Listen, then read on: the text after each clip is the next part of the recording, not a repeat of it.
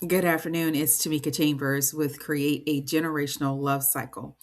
And I am here today to present the bridge between the seeds we plant and healing from the inside out. Two episodes that are series that I do here on Create a Generational Love Cycle. And I had to go back to the origin of my work, which is my mother's words of wisdom. I was 14 years old after standing up from the table and experiencing this powerful energy surge inside of me. It didn't hurt, and that's the first thing we try. Often we look at, okay, does this hurt? It didn't hurt, and as it passed up through my heart, this electrical vibration to my mind, I realized that it was gratitude.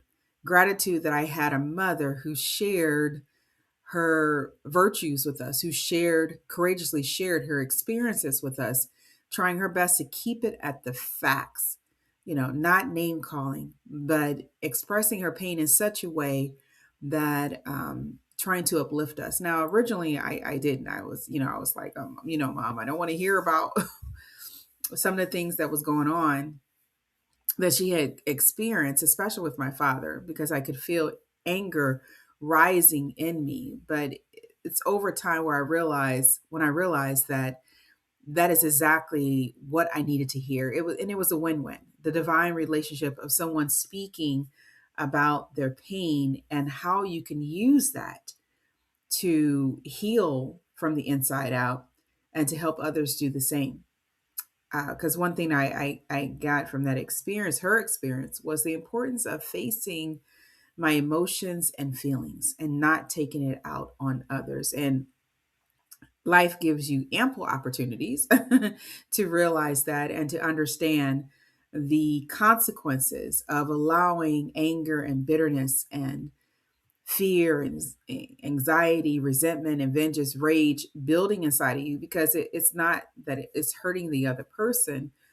It can literally cause um, bad roots to to become part of your garden. It can really cause your demise if you think about it. How that stuff can rot inside of you and incur more weeds, more emotions and feelings that again drain you from the inside out.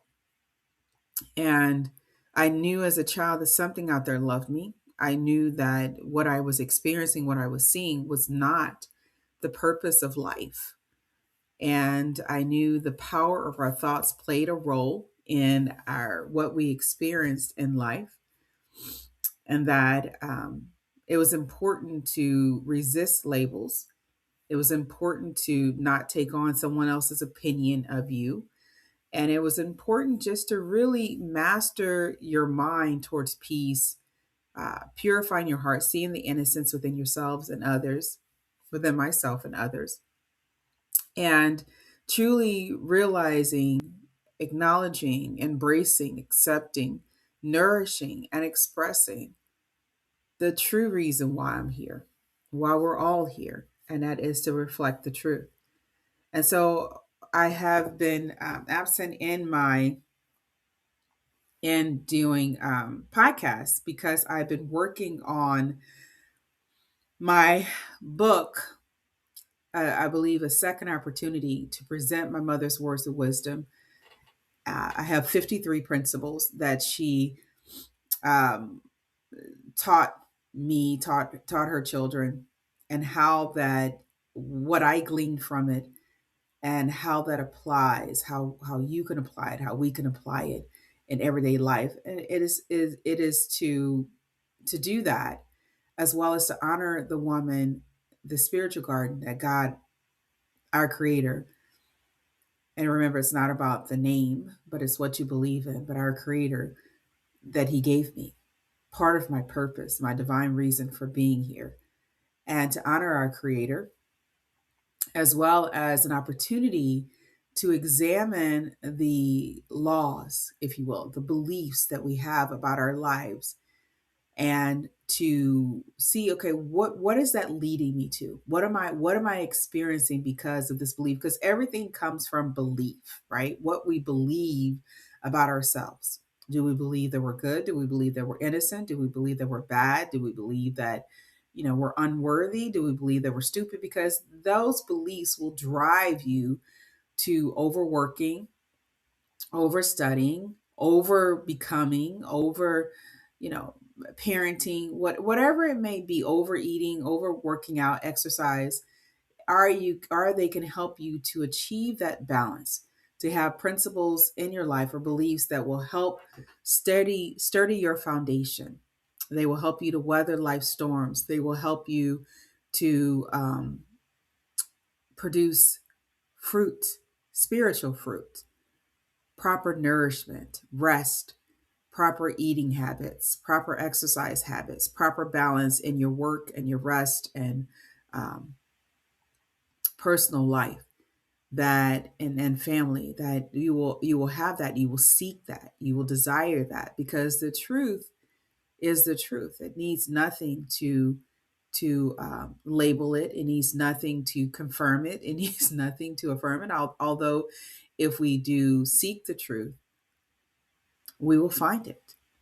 If we ask for truth, we will have it. If we knock for truth, we will have it. And it's not about religion. It was never about religion as a child. It was about seeing and believing that life was more than what I saw that it was, what I experienced that it was.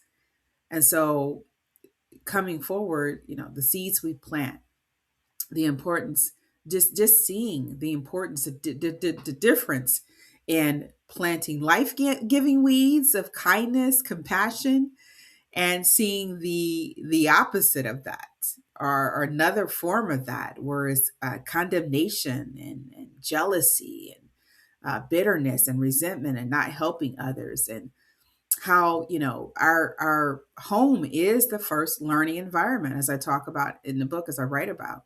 It is our first learning environment, not our teachers in the school, not our grandparents, but the parents. If the parents are there with the children, we are their teachers. And how whatever we're saying, whatever we're doing, will end up producing more fruit, whether it is nourishing fruit or it is life draining fruit that won't give us that nourishment that we need. And so I've been talking about that as you've been listening to that on the Seeds We Plant series. And originally I was talking about virtues, and this time around I've been talking about weeds, many of the weeds of anger, anxiety, bitterness, and plan to do one on image, and what are we sowing in our children, about image, that you don't have to be nourishing on the inside, just be this outside presentation, and how that too can really negatively impact not only our children, but in the family as a whole, in the communities that we serve, in the nation, and you see in leaders. It's all about this image, what you present, and it's in character just kind of goes out the window, virtues and morals. And then I have that's on Wednesdays, and Thursdays is the healing from the inside out, where we talk about the different things that we can do in healing. And one of the things I've been discussing is my mother's words, are my mother's words of wisdom. And so it's been a long held desire of really sharing that with others, not just my children, not just my husband, not just friends and associates and people that I've nursed, or mentored or tutored, but also to the world, and getting that out there as an opportunity as a self-published author, because I believe that there is a time and a place. And when the time is right, the doors will open. And so, using my voice to share these words of wisdom, these principles, these laws that promote compassion and self trust and inner healing and harmony, that values our words and what we do, and how we have the ability to create the legacy that we want. That just because it happened to others doesn't mean that it has to happen to us. And really getting the meat of those principles in a paper bound and online so that you could have it. Again, not just in taking it per se, but taking what resonates with you and examining your own beliefs and laws that you live by. Because I believe during this time that we need that. We need that more than anything. Some inspiration that has helped me, Joseph Murphy. That's one author I have feel like that I have truly resonated with. I read his book with my children. We were doing devotion, and we read several books. We read The Power of Positive Thinking, Norman Vincent Peale, Dr. Miles Monroe, his devotional, and many of his books, and also to As a Man Thinketh. We didn't quite get into Think and Grow Rich, but they do have copies of that. But Joseph Murphy, I love The Power of the Subconscious Mind, and I couldn't believe how efficient it was as far as purchasing it. It was only a $5 book at the time, but it had so much wisdom about prayer and affirmations. And it was brought around again when I listened to The Secret again, and Rhonda and Byrne. And then I also listened to The Master Key. That was one of the things that she mentioned. I believe one of the books that was transformational for her. And then I heard Joseph Murphy's name again. And so I wrote down some of the books, and then I found out he had more books and about the cultivating the garden and the subconscious mind. I mean, I felt like I resonated so much with what he was saying. So other people, um, James Allen and the truth and how powerful his words are. Um, Louise Hay has been instrumental. Dr. Phil McGraw and Self Matters and him. I believe in that book it has you to circle the words that most define you, and that's where I got that from. How achieving balance and words that you want to become, who you want to become, the power of words, and I talk about that in my book, The Inner Healing. How not to put in your vocabulary as well as to put in your vocabulary, but I got that from him. And often when I read books, I'll circle words that I want to have, to display, to express, to nourish. Let's see, Louise Hay, Napoleon Hill, um, I said Joseph Murphy, uh, Wayne Dyer has definitely been instrumental, Gary Zukav, um, Catherine Ponder, just trying to think of Florence Scovel Shinn, Dr. Miles Monroe, I mentioned him. Let's see here, Neville Goddard, um, I want to say Goddard. I have my book behind me. I believe so. Neville is one of them. Oh gosh. Um, there's somebody I'm forgetting, The Greatest Secret.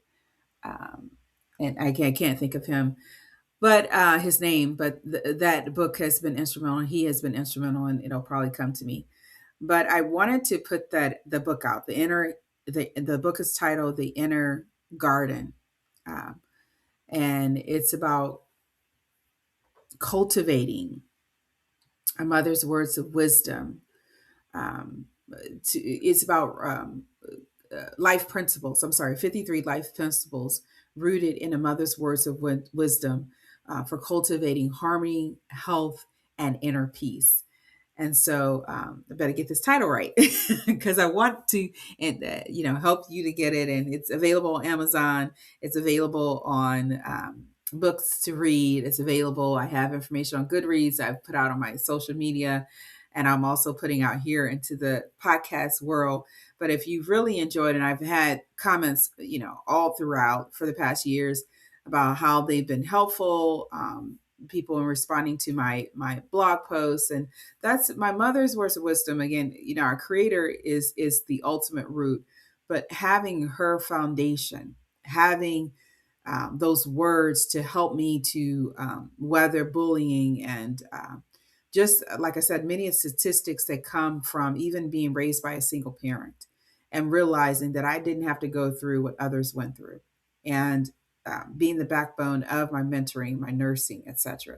So if you get make, if you will, check out the book. I would love to hear your feedback. Right now, the ebook is out, and I plan to get it on paperback too as well. That'll be coming soon. But I also want to just say the title again. So it is The Inner Garden: 53 Life Principles Rooted in a Mother's Wisdom for Cultivating Harmony, Health, and Inner Peace. Because everything that we are comes from the inside, not the outside. It's not the other way around. It's from the inside. And so that is where in knowing that, knowing this is where our power lies. Because if everything we are comes from the inside, then I can work on the inside. I can forgive. I can um, control my mindset and the thoughts that I have, and reject the thoughts that I don't want and accept the ones that I do. I can, choose my boundaries and who I want to be with. I don't have to feel guilty. I don't have to feel resentful and shameful.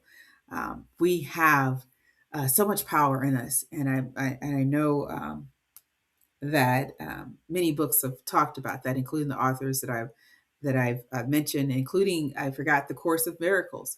When I read that book, and it was just, seemed like it was just over my head, and I read it a few years ago, and it just, I could feel the grounding of that book. We're powerful beyond measure. We don't realize how powerful we are, and often it can scare us. But if we really acknowledge our truth, if we really accept who we are, there's so much that we can do. So much that we can do.